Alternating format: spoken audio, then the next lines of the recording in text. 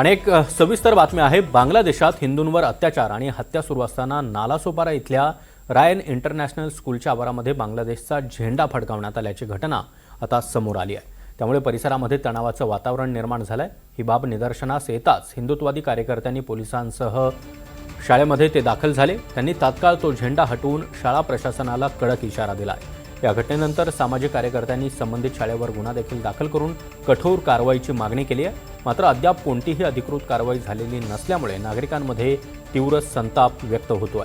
याबाबत आढावा घेतला आमचे प्रतिनिधी मनोज सातवी यांनी।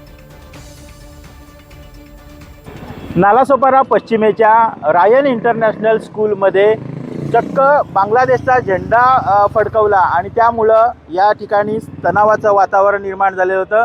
काल या ठिकाणी काही स्थानिक नागरिकांनी बांगलादेशचा झेंडा बघितला आणि त्यानंतर पुन्हा ठिकाणी संतापाचं वातावरण झालं आणि या संदर्भात नेमका प्रकरण काय होतं, काय घडलं होतं ते जाणून घेण्यासाठी इथले सामाजिक कार्यकर्ते आतिश सावंत आहेत आपल्यासोबत। सर, नेमकं काय झालं होतं आणि तुम्ही काय बघितलं? नमस्कार, मी आतिश सावंत, एक सामाजिक कार्यकर्ता आहे। माझे काही सहकार्य होते, त्यांनी परवाच्या रात्री इथं हा ओपन ग्राउंड जो आहे तिथं ते बसले होते, तर त्यांनी बघितलं की इथे एक बांगलादेशचा झेंडा फडकतो आहे। तर त्या संदर्भात काल जेव्हा त्यांनी आम्हाला कळवलं तेव्हा माझे काही मित्र परिवार आहे, म्हणजे आमचे सहकार्यकर्ता आहेत, ते इकडे आले होते आणि त्यांनी ती वस्तू बघितली।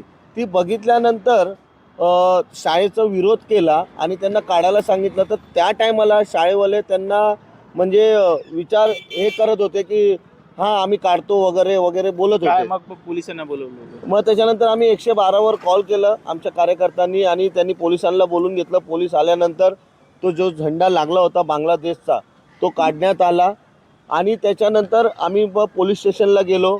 आम्ही त्याच्यावर कारवाईची माग करतोय की ह्याच्यावर गुन्हा दाखल झाला पाहिजे, पण काल पूर्ण दिवस गेल्यानंतरही पण त्यांच्यावर कोणतीही कारवाई झालेली नाही आहे आणि अद्याप काय गुन्हा दाखल वगैरे त्यांच्यावर गुन्हा दाखल झाला पाहिजे। ती जी कोण प्रिन्सिपल मॅडम आहे ती काल आली नाही, आज सकाळी आले होते, 3:30 पर्यंत ते तिकडंच होते, पण अजूनही त्यांच्यावर कोणताही गुन्हा दाखल झालेला नाही। आमची प्रशासनाकडे विनंती आहे की हे देशविरोधी बांगलादेशचे जे झेंडे इकडं लागणार ते चालणार नाही। आम्हाला लवकरात लवकर ह्याच्यावर कडक कारवाई पाहिजे, ही आमची विनंती आहे। नक्कीच बांगलादेशमध्ये हिंदुस्थान विरोधात म्हणजे हिंदूंची मोठ्या प्रमाणात हत्या केल्या जातात। अतिशय तणावाचं वातावरण आहे आणि अशी परिस्थिती असताना या ठिकाणी बांगलादेशचा झेंडा फडकवल्यामुळं नागरिकांमध्ये संताप व्यक्त केला जातो आणि या प्रकरणी तातडीने कारवाई करण्याची मागणी होत आहे। NDTV मराठीसाठी मनोज सातवी, नालासोपारा।